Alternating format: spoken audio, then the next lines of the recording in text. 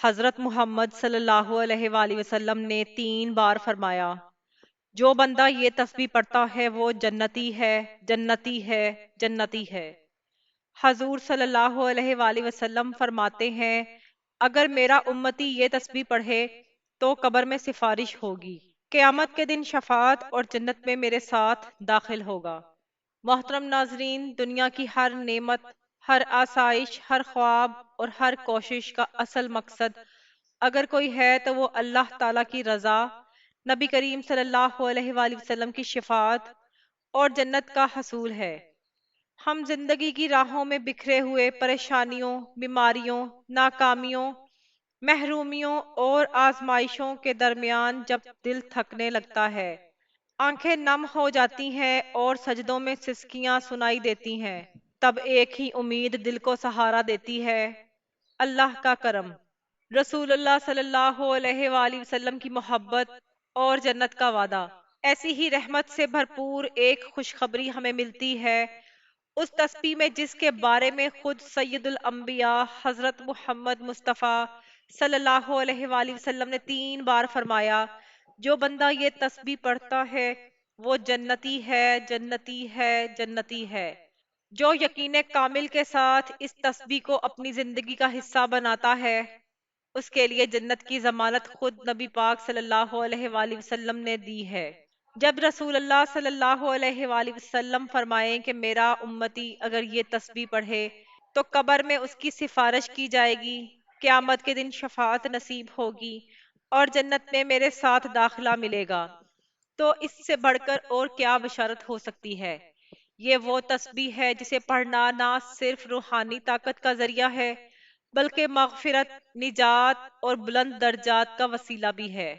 تو ناظرین، آج میں آپ کو اسی بابرکت تسبیح کے بارے میں بتانے جا رہی ہوں جس کی فضیلت کا بیان نبی پاک صلی اللہ علیہ وآلہ وسلم نے 3 بار دہرایا، اور جس کا تعلق نہ صرف جنت سے ہے بلکہ قیامت کے دن نبی پاک صلی اللہ علیہ وآلہ وسلم کی رفاقت اور سفارش سے بھی ہے۔ یہ ویڈیو ان تمام لوگوں کے لیے ہے جو دل کی سچائی سے اللہ اور اس کے رسول پاک صلی اللہ علیہ وآلہ وسلم کی رضا کے متلاشی ہیں، جو اپنی قبر کو منور دیکھنا چاہتے ہیں اور جو چاہتے ہیں کہ قیامت کے دن ان کا ہاتھ مصطفیٰ صلی اللہ علیہ وآلہ وسلم کے ہاتھ میں ہو۔ ناظرین، حضرت جبرائیل امین علیہ السلام اللہ تعالیٰ کا ابدی پیغام لے کر نازل ہوئے۔ اس وقت نبی پاک صلی اللہ علیہ وآلہ وسلم غار حرا میں خلوت نشین تھے۔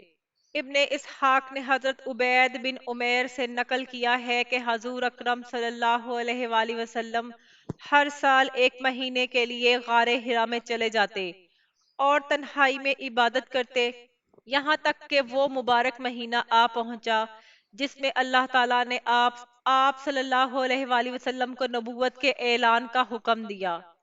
حضرت مالک رضی اللہ تعالیٰ عنہ بارگاہ رسالت میں حاضر ہوئے اور عرض کی کہ میرا بیٹا اوف دشمن کی قید میں ہے۔ نبی کریم صلی اللہ علیہ وآلہ وسلم نے فرمایا، اپنے بیٹے کو پیرا پیغام دو کہ درود پاک کی کثرت کرے۔ حضرت اوف بن مالک رضی اللہ تعالیٰ عنہ بیڑیوں میں جکڑے ہوئے تھے، مگر جب اس درود پر عمل کیا تو اللہ رب العالمین کے حکم سے بیڑیاں خود بخود ٹوٹ گئیں، دشمنوں کی قید سے نکلے اور انہی کے ایک اونٹ پر سوار ہو کر چل پڑے۔ راستے میں دشمنوں کے مویشی چراگاہ میں چل رہے تھے، آپ نے انہیں پکارا تو وہ سب کے سب خود بخود آپ کے پیچھے چلنے لگے۔ جب آپ گھر پہنچے تو دروازے پر آ کر اپنے والدین کو پکارا، وہ خوشی سے جھوم اٹھے اور حیرت میں تھے کہ اوف تو قید میں تھا، پھر یہاں کیسے آ گیا؟ جب والدین اور خادم دروازے پر آئے تو دیکھا کہ اوف رضی اللہ تعالیٰ عنہ اونٹوں کے ساتھ بڑے ریوڑ کے ساتھ موجود ہیں۔ آپ نے سارا واقعہ سنایا تو والد محترم نے فرمایا، ذرا رک جاؤ، میں نبی کریم صلی اللہ علیہ وآلہ وسلم کی خدمت میں حاضر ہو کر پوچھتا ہوں کہ یہ اونٹ ہمارے لیے حلال ہیں یا نہیں۔ جب آپ نے بارگاہ رسالت میں عرض کیا تو سرکار دو عالم صلی اللہ علیہ وآلہ وسلم نے فرمایا کہ ان اونٹوں کو تم جیسے چاہو استعمال کرو، یعنی وہ تمہارے لیے حلال ہیں۔ حضرت سیدنا عیسیٰ روح اللہ علیہ السلام کی خدمت میں جب حواریوں نے عرض کی کہ کیا آپ کے رب سے دعا کریں گے کہ آسمان سے ہمارے لیے غیبی دسترخوان اترے، تو آپ علیہ السلام نے فرمایا ایسے مطالبے نہ کرو، اللہ سے ڈرو اور اگر ایمان رکھتے ہو تو باز آ جاؤ۔ حواریوں نے عرض کی کہ ہمارا یہ سوال نہ تو کسی شک کی بنیاد پر ہے، نہ ہی قدرت الہی میں کسی تردد کے سبب، بلکہ ہم اس دسترخوان سے کھا کر دلوں میں نور حاصل کرنا چاہتے ہیں۔ ہمیں آپ کی سچائی پر عین الیقین ہو جائے، آپ کی دعاؤں کی قبولیت پر یقین پیدا، ہمارے دلوں کو اطمینان نصیب ہو، اور ہم یہ معجزہ اپنی آنکھوں سے دیکھ کر دوسروں کے لیے گواہ بنے، تاکہ قیامت تک ہمارا یہ ایمان قابل مثل ہو۔ حضرت سلیمان فارسی اور حضرت عبداللہ بن عباس رضوان اللہ علیہم اجمعین کا بیان ہے کہ جب حواریوں نے دل سے وضاحت کی کہ یہ طلب محض تفریح کے لیے نہیں بلکہ دینی نیت سے ہے، تب حضرت عیسیٰ علیہ السلام نے ٹاٹ کا لباس پہنا اور بارگاہ الہی میں گڑ گڑا کر دعا کی، تو ایک سرخ دسترخوان بادلوں میں لپٹا ہوا نظر آیا، جو آہستہ آہستہ نیچے اترا اور زمین پر رکھا گیا۔ حضرت عیسیٰ روح اللہ علیہ السلام نے اسے دیکھ کر رو دیا اور دعا کی کہ اے میرے رب کریم، اسے ہمارے لیے باعث سے رحمت بنا اور عذاب نہ بنا۔ دسترخوان سے ایسی خوشبو آئی جو پہلے کبھی محسوس نہ کی گئی۔ سب نے سجدہ شکر ادا کیا، پھر عرض کی یا نبی اللہ، آپ ہی اس دسترخوان کو کھولیں، کیونکہ یہ برکت آپ کی دعا سے نازل ہوئی ہے۔ چنانچہ حضرت عیسیٰ علیہ السلام نے تازہ وضو کیا، نوافل ادا کیے، دیر تک بارگاہ الہی میں دعا کرتے رہے، پھر دسترخوان سے کپڑا ہٹایا تو اس میں موجود تھا 7 مچھلیاں، 7 روٹیاں، بعض روایات میں 5 روٹیاں مذکور ہیں، جن میں ایک پر زیتون، دوسری پر شہد، تیسری پر گھی، چوتھی پر پنیر اور پانچویں پر بھنا ہوا گوشت رکھا تھا۔ شمعون حواری نے سوال کیا کہ اے اللہ کے نبی، یہ کھانا آسمانی ہے یا زمینی؟ حضرت عیسیٰ علیہ السلام نے جواب دیا کہ یہ کھانا نہ زمین سے ہے نہ جنت سے، بلکہ یہ اللہ کی قدرت سے ہے۔ سب پہلے بیمار، نادار، محتاج، جزامی و اپاہج لوگوں کو بلایا گیا۔ آپ نے فرمایا آپ نے فرمایا اللہ کا نام لے کر کھاؤ، تمہارے لیے یہ باعث برکت ہے اور منکروں کے لیے باعث عذاب۔ پھر یہی بات باقی لوگوں سے کہی گئی۔ پہلے دن 7300 افراد نے اس کھانے میں حصہ لیا، پھر وہ دسترخوان اٹھا لیا گیا، لوگ دیکھتے رہ گئے اور وہ ان کی آنکھوں کے سامنے فضا میں بلند ہو کر نظروں سے اوجھل ہو گیا۔ تمام بیماروں کو شفا ملی، محتاج مالدار ہو گئے، اور یہ دسترخوان 40 روز تک یا ایک دن چھوڑ کر ایک دن آتا رہا۔ تمام کے تمام لوگ سیر ہو کر کھاتے رہے۔ پھر حضرت عیسیٰ علیہ السلام پر وحی نازل ہوئی کہ اب اس نعمت سے صرف حاجت مند ہی مستفید ہوں گے اور خوشحال افراد کو کھانے کی اجازت نہ دی جائے۔ جب یہ حکم ہوا تو مالداروں کو ناگوار گزرا اور بولے یہ تو جادو کا کرشمہ ہے۔ ان میں 300 منکرین ایسے تھے جو اپنے اہل خانہ کے ساتھ رات کو سکون سے سوئے، لیکن صبح اٹھے، سور کی شکل میں اٹھے، گلیوں میں بھاگتے پھرتے کھاتے، اور ان کی حالت قابل رحم تھی۔ لوگ یہ ماجرا دیکھ کر حضرت عیسیٰ علیہ السلام کی خدمت میں حاضر ہوئے، روتے رہے، آہوازاری کرتے رہے۔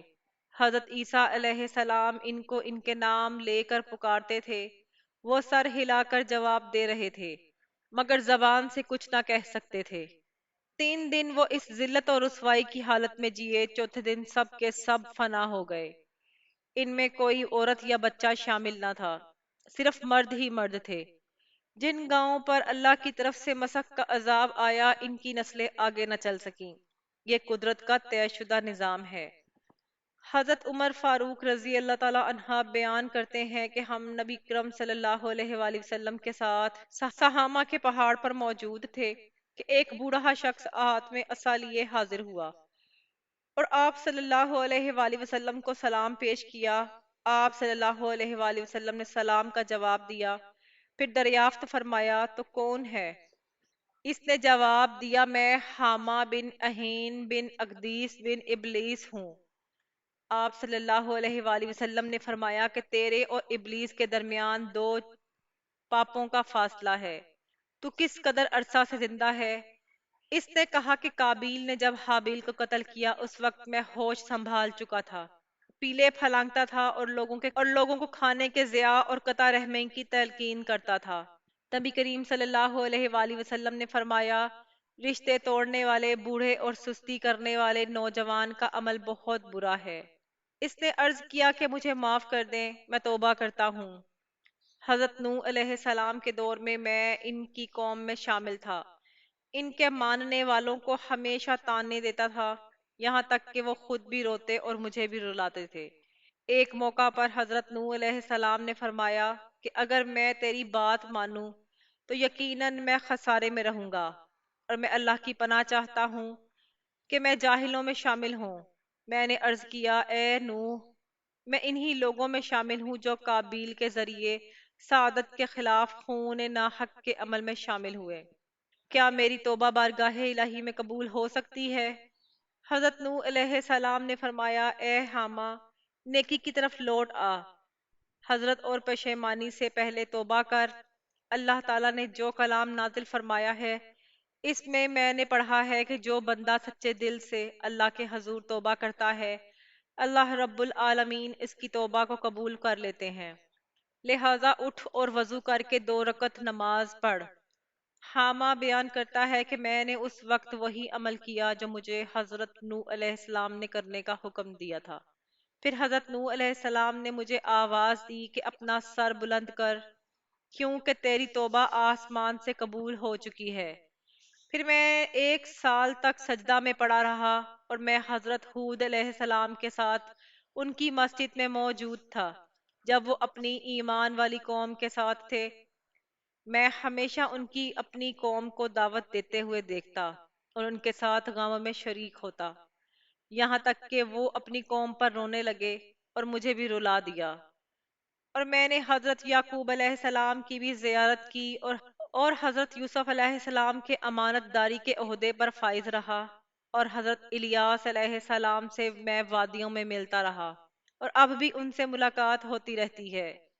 اور میں نے حضرت موسیٰ بن عمران علیہ السلام سے بھی ملاقات کی، انہوں نے مجھے تورات سکھائی اور فرمایا کہ اگر تم عیسیٰ علیہ السلام بن مریم سے ملو تو ان کو میرا سلام پہنچانا۔ چنانچہ میں نے حضرت عیسیٰ علیہ السلام سے ملاقات کی اور حضرت موسیٰ علیہ السلام کا سلام عرض کیا۔ حضرت عیسیٰ علیہ السلام نے مجھ سے فرمایا کہ حضرت محمد صلی اللہ علیہ وآلہ وسلم سے ملاقات ہو تو ان کو میرا سلام کہنا۔ تو جب میں نے رسول اللہ صلی اللہ علیہ وآلہ وسلم کو حضرت عیسیٰ علیہ السلام کا سلام پہنچایا تو حضور اقدس صلی اللہ علیہ وآلہ وسلم کی مبارک آنکھوں سے آنسو جاری ہو گئے، اور آپ صلی اللہ علیہ وآلہ وسلم رونے لگے۔ پھر فرمایا حضرت عیسیٰ علیہ السلام پر بھی قیامت تک سلامتی ہو، اور تجھے بھی سلام ہو کیونکہ تو نے ایک امانت ادا کی۔ حامہ نے عرض کیا یا رسول اللہ صلی اللہ علیہ وآلہ وسلم، کہ آپ بھی میرے ساتھ ویسا ہی سلوک فرمائیں گے جیسا موسیٰ علیہ السلام نے فرمایا؟ انہوں نے مجھے تورات سکھائی تھی۔ تو رسول پاک صلی اللہ علیہ وآلہ وسلم نے حامہ کو سورۃ واقعہ، سورۃ مرسلات، سورۃ نبا، سورۃ تکویر، سورۃ فلق، سورۃ ناس اور سورۃ اخلاص سکھائی اور فرمایا اے حامہ، اپنی ضرورت ہم سے بیان کرو، ہم تمہاری اور ہماری ملاقات ترک نہ کرنا۔ حضرت عمر رضی اللہ تعالیٰ عنہ فرماتے ہیں کہ جب نبی کریم صلی اللہ علیہ وآلہ وسلم کا وصال شریف ہوا تو ہمیں حامہ کی خبر نہ رہی کہ وہ زندہ ہے یا وفات پا چکا ہے۔ اکیلی کتاب الضعفاء امام ابو نعیم بہی کی دلائل نبوہ حضرت عبد الرحمن بن ابی لیلہ رضی اللہ تعالیٰ عنہ سے روایت ہے کہ ان کے قبیلے کا ایک شخص عشاء کی نماز کے لیے نکلا اور واپس نہ آیا اور گم ہو گیا، تو اس کی بیوی حضرت عمر بن خطاب رضی اللہ تعالیٰ عنہ کی خدمت میں حاضر ہوئی اور سارا واقعہ سنایا۔ تو حضرت عمر رضی اللہ تعالیٰ عنہ نے فرمایا کہ 4 سال تک انتظار کرو۔ چنانچہ اس عورت نے 4 برس صبر کیا، پھر حضرت عمر رضی اللہ تعالی عنہ نے اس کو نکاح کی اجازت دے دی اور اس نے نکاح کر لیا، لیکن کچھ ہی وقت کے بعد پہلا شوہر واپس آ گیا تو لوگوں نے یہ معاملہ دوبارہ حضرت عمر رضی اللہ تعالی عنہ کے سامنے رکھا۔ حضرت عمر رضی اللہ تعالی عنہ نے اس شخص سے پوچھا کہ تم کہاں تھے اور اتنے عرصے بعد کیوں آئے ہو؟ تو اس شخص نے کہا کہ مجھے ایک مجبوری لاحق ہو گئی تھی۔ حضرت عمر رضی اللہ تعالی عنہ نے پوچھا کیسی مجبوری؟ تو اس شخص نے کہا کہ میں عشاء کی نماز کے لیے گیا تھا کہ مجھے جنوں نے قید کر لیا اور میں ان کے قبضے میں رہا۔ پھر کچھ عرصہ بعد مسلمان جنوں نے ان سے لڑائی کی اور ان پر غالب آ گئے اور قیدیوں کو آزاد کیا، اور ان قیدیوں میں میں بھی شامل تھا۔ انہوں نے مجھ سے پوچھا کہ تم کس دین پر ہو؟ میں نے کہا میں مسلمان ہوں۔ تو انہوں نے کہا تم تو ہمارے بھائی ہو، تمہارا قید میں رہنا ہمارے لیے جائز نہیں، اور ہمیں اختیار دیا کہ چاہو تو یہیں رہو، چاہو تو واپس چلے جاؤ۔ تو میں نے واپس جانے کو ترجیح دی۔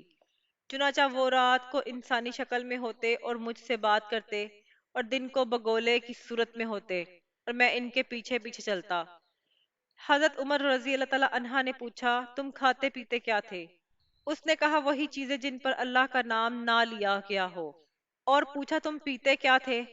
اس نے کہا وہی رس جس میں ابھی نشہ پیدا نہ ہوا ہو، یعنی شراب نہ بنی ہو۔ تو حضرت عمر رضی اللہ تعالی عنہ نے اس شخص کو اختیار دیا کہ چاہے تو اپنی بیوی کو رکھ لے یا اسے طلاق دے دے۔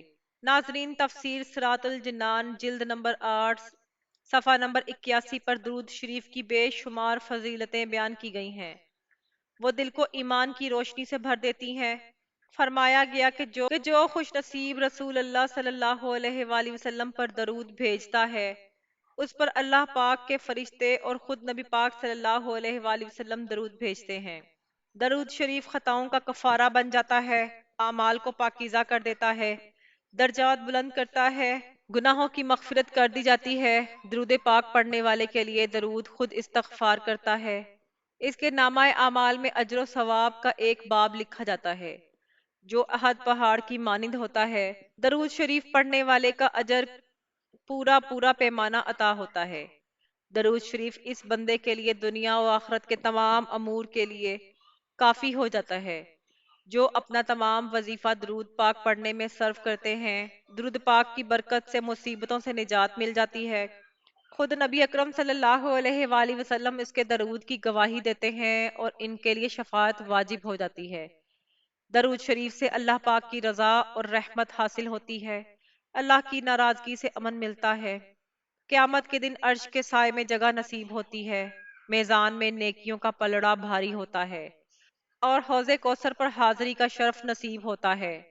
قیامت کی پیاس سے امان ملتی ہے، جہنم کی آگ سے نجات ملتی ہے، پل صراط پر چلنا آسان ہو جاتا ہے، مرنے سے پہلے جنت کی منزل دکھا دی جاتی ہے، جنت میں کثیر بیویاں ملتی ہیں، درود شریف پڑھنے والے کو غزوات سے بھی زیادہ ثواب ملتا ہے، یہ تنگ دست کے حق میں صدقہ کا مقام بن جاتا ہے۔ درود شریف سراپا پاکیزگی اور طہارت ہے، اس کے ورد سے مال میں برکت ہوتی ہے، بلکہ اس سے بھی زیادہ حاجات پوری ہو جاتی ہیں۔ یہ ایک عبادت ہے اور اللہ پاک کے نزدیک محبوب ترین اعمال میں سے ہے۔ درود پاک مجالس اور محافل کی زینت ہے، غربت و فقر کو دور کرتا ہے، زندگی کی تنگی کو ختم کر دیتا ہے۔ درود شریف کی برکت سے خیر کے مقامات میسر آ جاتے ہیں، اور درود شریف پڑھنے والا قیامت کے دن تمام لوگوں سے زیادہ حضور اقدس صلی اللہ علیہ وآلہ وسلم کے قریب ہوگا۔ درود پاک سے نہ صرف پڑھنے والا بلکہ اس کی اولاد، پوتے اور وہ سب لوگ جنہیں ثواب پہنچایا جائے فائدہ پاتے ہیں۔ درود شریف کے ذریعے اللہ اور اس کے رسول صلی اللہ علیہ وآلہ وسلم کا قرب حاصل ہوتا ہے۔ یہ درود ایک نور ہے، اس کی برکت سے دشمنوں پر فتح حاصل ہوتی ہے، نفاق اور دل کا زنگ دور ہوتا ہے۔ درود شریف پڑھنے والے سے لوگ محبت کرنے لگتے ہیں۔ خواب میں سرور کائنات صلی اللہ علیہ وآلہ وسلم کی زیارت ہوتی ہے۔ درود شریف پڑھنے والا غیبت اور بدگوئی سے محفوظ ہو جاتا ہے۔ درود شریف تمام اعمال سے زیادہ افضل اور برکت والا عمل ہے اور دنیا اور آخرت میں بے شمار فائدے پہنچاتا ہے۔ اور یہی نہیں بلکہ نبی کریم صلی اللہ علیہ وآلہ وسلم نے فرمایا کہ جو شخص مجھ پر ایک بار درود پاک پڑھتا ہے اللہ تعالیٰ اس پر 10 رحمتیں نازل فرماتا ہے، اس کے 10 گناہ مٹا دیتا ہے اور اس کے 10 درجات بلند کر دیتا ہے۔ ایک اور حدیث مبارکہ میں نبی پاک صلی اللہ علیہ وآلہ وسلم نے فرمایا، تم میں سے وہ شخص مجھ سے قیامت کے دن سب سے زیادہ قریب ہوگا جو دنیا میں مجھ پر سب سے زیادہ درود بھیجا کرتا تھا۔ تو محترم ناظرین، وقت کی نزاکت کو مد نظر رکھتے ہوئے چلتے ہیں اس تسبیح کی جانب کہ جس کے بارے میں حضور پاک صلی اللہ علیہ وآلہ وسلم نے فرمایا کہ جو شخص یہ تسبیح پڑھتا ہے وہ جنتی ہے، جنتی ہے، جنتی ہے۔ حضور پاک صلی اللہ علیہ وآلہ وسلم فرماتے ہیں کہ اگر میرا امتی یہ تسبیح پڑھے گا تو قبر میں سفارش ہوگی، قیامت کے دن شفاعت، اور جنت میں آپ صلی اللہ علیہ وآلہ وسلم کے ساتھ ہوگا۔ تو ناظرین، یہ تسبیح درود پاک کی ہے جسے آپ دن کے کسی بھی حصے میں پڑھ سکتے ہیں۔ آپ صبح نماز فجر کے بعد پڑھنا چاہیں پڑھ لیں، نماز ظہر، عصر، مغرب، عشاء کسی بھی نماز کے وقت پڑھ سکتے ہیں۔ اگر نماز کے بعد نہیں پڑھ سکتے تو آپ چلتے پھرتے بھی آپ کو جب جہاں جیسے وقت مل جائے اس تسبیح کا عمل کر سکتے ہیں۔ یہ تسبیح درود پاک کی بہت ہی پیاری تسبیح ہے جسے آپ کثرت سے پڑھ سکتے ہیں، جو آپ کی دنیا اور آخرت کی کامیابی کا راز ہے۔ درود پاک آپ کوئی سا بھی پڑھ سکتے ہیں، لیکن درود ابراہیمی کی فضیلت بہت زیادہ ہے۔ ایک مرتبہ ثواب کے لیے میرے ساتھ بھی درود ابراہیمی پڑھ لیجئے۔ اللہم صلی علی محمد وعلی آل محمد کما صلیت علی ابراہیم وعلی آل ابراہیم انکا حمید مجید۔ اللہم بارک علی محمد وعلی آل محمد کما بارکت علی ابراہیم وعلی آل ابراہیم انکا حمید مجید۔ یہ درود پاک کی تسبیح آپ چلتے پھرتے، اٹھتے بیٹھتے، جب جہاں جیسے آپ کو وقت مل جائے آپ نے پڑھتے رہنا ہے۔ ایک مقام پر ارشاد فرمایا گیا کہ جو شخص مجھ پر جمعہ کے دن 100 مرتبہ درود بھیجے گا اللہ تعالیٰ اس کے 100 حاجات کو پورا فرمائیں گے، جن میں سے 70 آخرت کی اور 30 دنیا کی ہوں گی۔ نبی کریم صلی اللہ علیہ وآلہ وسلم نے فرمایا، بے شک تمہارا درود مجھ تک پیش کیا جاتا ہے۔ تو صحابہ کرام رضی اللہ تعالیٰ عنہ نے عرض کیا، یا رسول اللہ صلی اللہ علیہ وآلہ وسلم، کیا آپ کے وصال کے بعد بھی؟ تو آپ نے فرمایا کہ ہاں، بے شک اللہ نے انبیاء کے جسموں کو زمین پر حرام کر دیا ہے، بس ان کے جسم سلامت ہوتے ہیں۔ ایک اور روایت میں آتا ہے کہ جو شخص خلوص دل سے مجھ پر درود پاک پڑھتا ہے اللہ تعالیٰ اس پر 10 رحمتیں نازل فرماتے ہیں، اور اس دن فرشتے اس کے لیے مغفرت کی دعا کرتے ہیں۔ ان سب بشارتوں کو سن کر دل یہی چاہتا ہے کہ ہر لمحہ ہر گھڑی درود پاک کی مٹھاس سے اپنی زبان کو تر رکھیں، تاکہ دنیا کی مصیبتوں سے بھی نجات پائیں اور آخرت کی کامیابیوں سے بھی سرفراز ہوں۔